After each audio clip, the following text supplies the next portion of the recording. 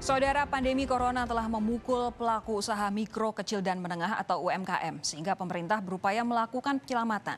Sementara itu, jumlah kasus positif corona di tanah air dari hari ke hari semakin melonjak.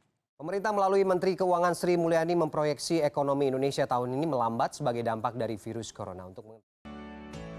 Pandemi COVID-19 yang telah menyerang Indonesia sejak tahun 2019 hingga saat ini memiliki dampak yang luar biasa. Dampak yang begitu terasa, yaitu pemberlambatan ekonomi dunia secara masif dan signifikan. Pemberlakuan pembatasan sosial berskala besar hingga pemberlakuan pembatasan kegiatan masyarakat dengan level tertentu dilaksanakan di beberapa wilayah di Indonesia dengan tujuan memutuskan rantai penyebaran pandemi COVID-19. Hal tersebut membuat aktivitas ekonomi terganggu. Beberapa usaha bahkan harus terhenti. Pemutusan hubungan kerja menjadi jalan untuk menyelamatkan usaha.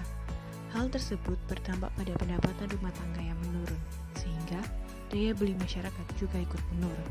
Kebijakan kesehatan dan pemulihan ekonomi sejatinya harus berjalan beriringan dengan penuh kecermatan dan kehati-hatian. Tidak bisa hanya berfokus pada urusan ekonomi, namun mengabaikan urusan kesehatan. Tidak bisa juga berkonsentrasi penuh pada urusan kesehatan, namun membiarkan ekonomi terganggu. Keuangan Sri Mulyani memastikan pemerintah mendukung penuh pelaku usaha agar bisa bangkit di tengah masa pandemi COVID-19 saat ini. Salah satu stimulus yang diberikan adalah keringanan pajak yang diberikan kepada pelaku usaha termasuk UMKM.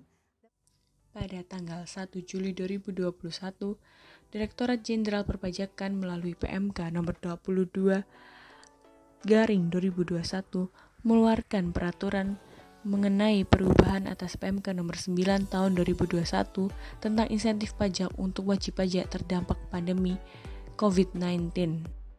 Pokok perubahan secara umum, ketentuan dan tata cara masing-masing insentif tetap sesuai dengan PMK nomor 9. Tetapi perubahan yang diatur diantaranya yang pertama, perpanjangan jangka waktu pemberian insentif sampai dengan Desember tahun 2021. Lalu yang kedua, kriteria penerimaan perpanjangan insentif. Yang pertama, penyesuaian KLU. Yang kedua, WPPP 23. Yang ketiga, WPP3TGAI.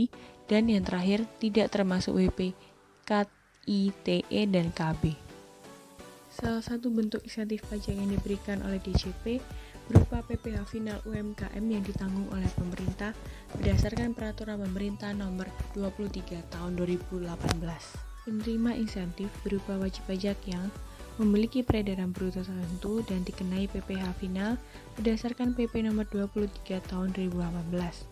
Dan wajib pajak wajib menyampaikan laporan realisasi PPh final ditanggung oleh pemerintah melalui saluran tertentu pada laman pajak.go.id paling lambat tanggal 20 setelah berakhirnya masa pajak. Wajib pajak tidak perlu menyetorkan PPh final 0,5%.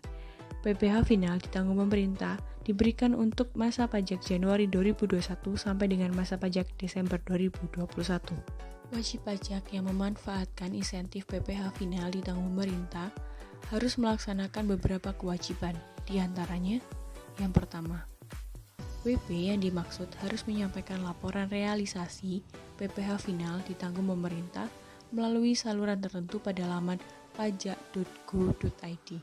Yang kedua, laporan realisasi PPh final ditanggung pemerintah meliputi PPh terutang atas penghasilan yang diterima atau diperoleh wajib pajak, termasuk dari transaksi dengan pemotong ataupun pemungut. Yang ketiga, SSP atau kode cetak billing yang dibubuhi cap atau tulisan PPh final ditanggung pemerintah XPMK nomor 82 tahun 2021 jika ada transaksi dengan pemotong atau pemungut pajak agar disimpan sebagai dokumen. Keempat, laporan realisasi disampaikan paling lambat tanggal 20 bulan berikutnya setelah masa pajak berakhir.